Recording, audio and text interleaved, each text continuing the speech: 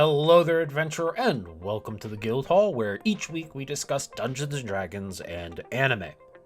I recently moved back to the US from Japan, and I've been catching up on some of the anime I missed while abroad. Specifically, I've been watching Jujutsu Kaisen. All in all, it's really good. I think my favorite part, though, is those super catchy end sequences. Anyways, I know a lot of people love Gojo, and I get it, but I've got a soft spot for Yuji myself. As I was thinking about it, I started thinking about other examples of characters that I find similar to Yuji, and Asta from Black Clover, and a personal favorite, Eijiro Kirishima from My Hero Academia, came to mind. They all fit into this group of characters with OP physical power, low intelligence, but a strong, positive outlook. They're the type that adds some comedic relief to a show due to their general dimness, but when the going gets tough, they're really reliable. They tend to put a lot of high value on being able to protect their friends, are rarely satisfied with their current level, and outside of those two things, their outlook on the world is pretty simplistic. Anime, like D&D, can oftentimes be pretty high concept, and all the various story arcs, rivalries, things going on behind the scenes, and so on, can be a bit much to try to keep up with. This is where these big brutes with their "I don't really get it, but okay" attitudes can create a connection with the viewer. So this week I wanted to grab some dice, some paper and pencil, and roll up my own lovable bruiser. Right off the bat, I knew I wanted a close combat brawler, a character who solves problems the simplest way they know how, with their fists. I also knew that I wanted to evoke the feeling of a team player. To put it into D&D terms, I think this type of character often has a strong bond to their companions and sees their role as putting their body in between their companions and harm's way. So I wanted a character who could take the hits as well as they dish them out, but also a character that could create openings for their companions. So where to start? As I begin sketching here, I'll walk you through my thought process. I was quickly feeling like this was becoming a monk barbarian multiclass. And if it was going to be monk barbarian, then it was probably going to be a strength-based monk. Pretty quickly after that, I landed on going with Turtle. As a playable race, I think they're great in general, but both the Turtle lore and their traits are going to help us out here. We'll get back to the lore in a second, but mechanically, natural armor will give us an AC of 17 to work with, while shell defense in certain situations can give us a +4 to our AC. Also, the Turtle has claws, which means it can use, as of right now, a D4 on unarmed strikes, which doesn't matter too much because they'll get that anyways with the monk. However, they can add their strength modifier to that roll, which is good because again, we're going to be strength based. It also looks like the Turtle's claws will be upgraded to a D6 in the new Mordenkainen book. For level 1 through 4, we're actually going to begin with the Barbarian class, and we're going to go path of the Ancestral Guardian. I really like this class for both its flavor and its tanking abilities. In the next few weeks, we're going to be taking a deeper look at this exact subclass, so make sure to hit like and subscribe so you don't miss out on that. It's going to be a super cool video.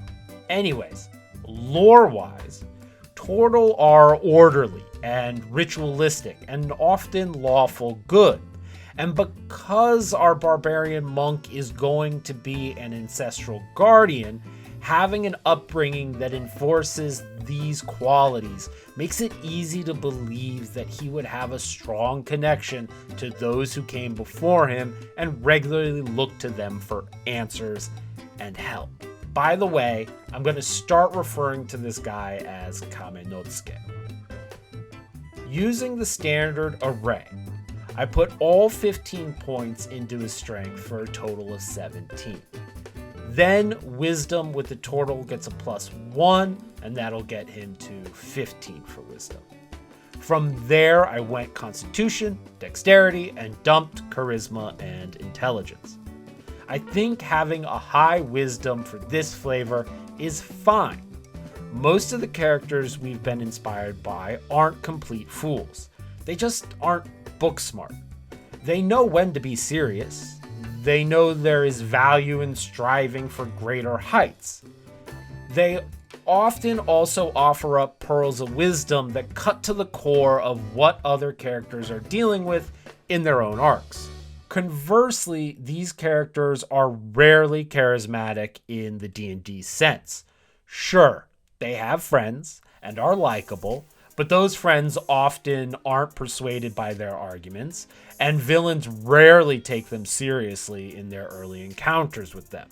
And it goes without saying that our turtle barbarian probably hasn't spent much time in their local library, gaining greater intelligence. So Kamenotsuke at level 1 is going to get his rage and unarmored defense. Since we're building for strength, being a turtle helps us offset the fact that unarmored defense doesn't do much for us here because it uses the dexterity modifier. At level 2, you'll get reckless attack and danger sense, both great. It's really at level 3 that some cool stuff comes online for us as we take Ancestral Guardian. As you can see, Kamenotsuke's ancestor manifests himself as something of a grumpy old Oji-san. I like to imagine him as a Gran Torino type, while Kamenotsuke in this instance is kind of like a young All Might. Very differential and obedient, but his dim-wittedness probably frustrates his mentor to no end. The Ancestral Protector feature will mean that while Kamenotsuke is raging, a creature he hits will have disadvantages on attacks if it goes for anyone but Kamenotsuke. Now, at the next level up, we could jump over to Monk at this point, but I want to stay at Barbarian for one more level to grab a feat. Kamenotsuke is going to flex here and take the grappler feat. Like I said at the beginning, I want this guy to be a brawler. His strategy is going to get in, get advantage for himself or disadvantage for his opponent, and then just start landing hits. The grappler feat is going to let us do just that. It will give us advantage on our attacks, and we can use another action to try to pin or restrain our opponent. If they're restrained, then all attack rolls against it have advantage, and attack rolls it makes have disadvantage. The same also does go for Kamenotsuke, however. Plus, grappling a character, rules as written, only requires one free hand. So if you're thinking about the monk's unarmed attack that we're going to get later, we're in the clear because unarmed attacks can include things like headbutts and kicks. Doesn't need the hand. Now, at level 5, Kamenotsuke is going to go through something of a personal transformation. It's time to grow up a bit.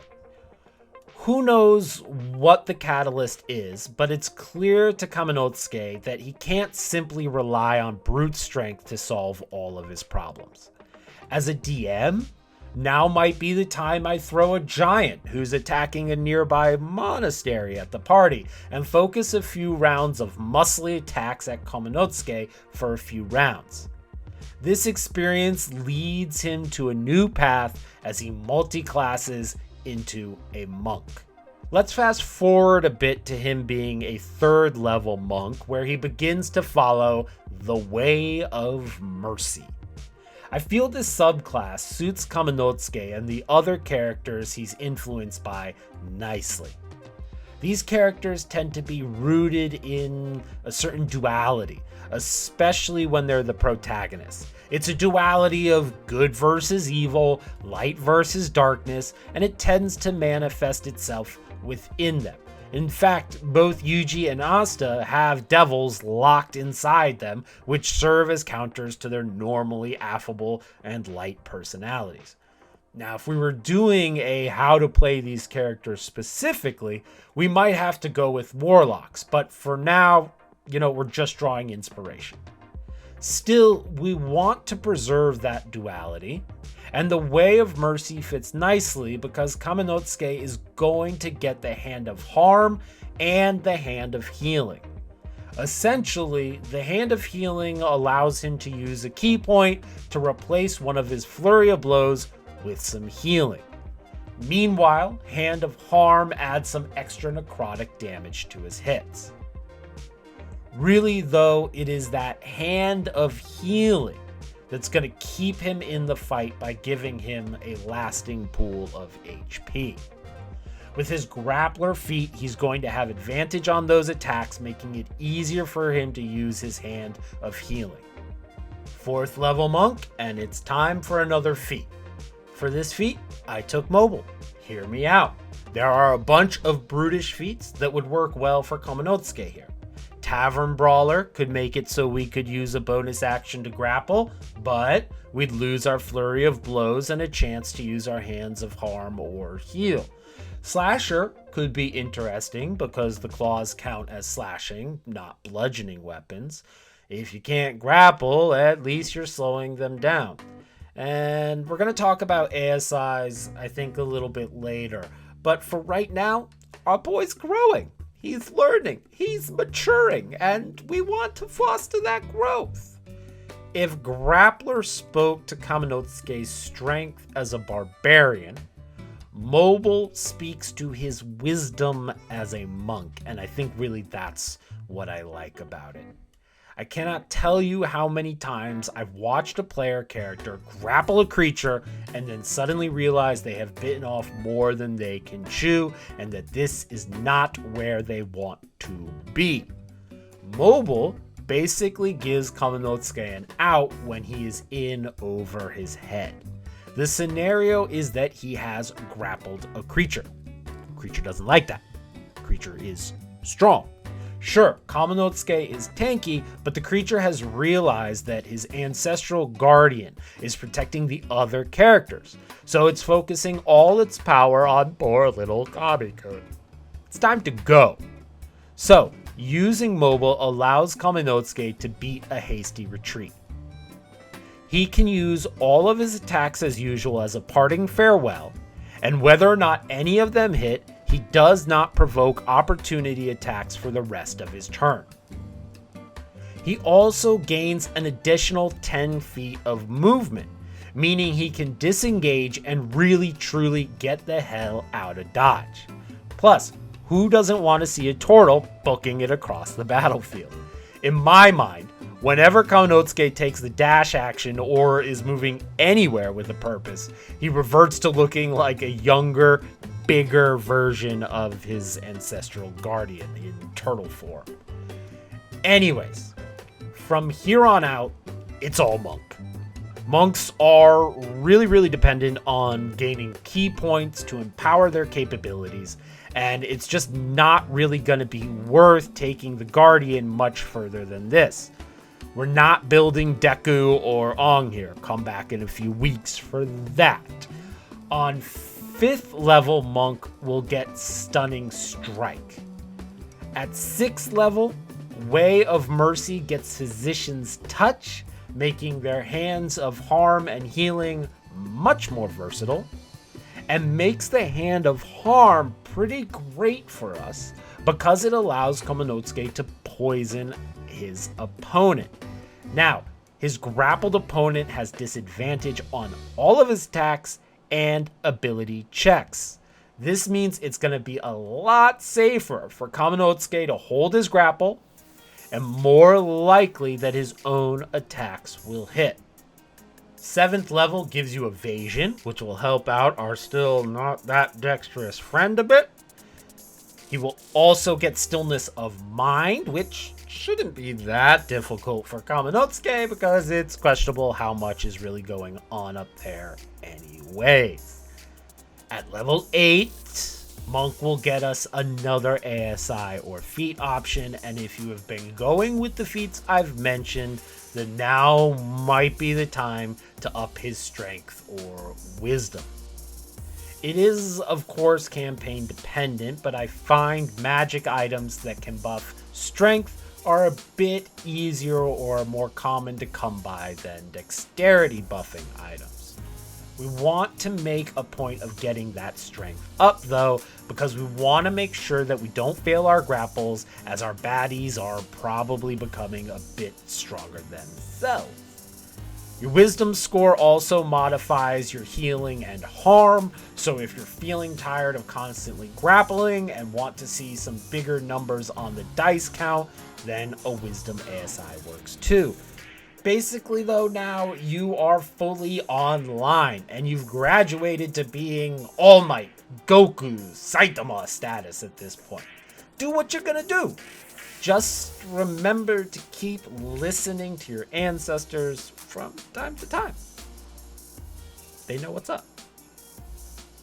Anyways, I hope that you've enjoyed this monk barbarian brawler build inspired by some of anime's best, most lovable tough guys.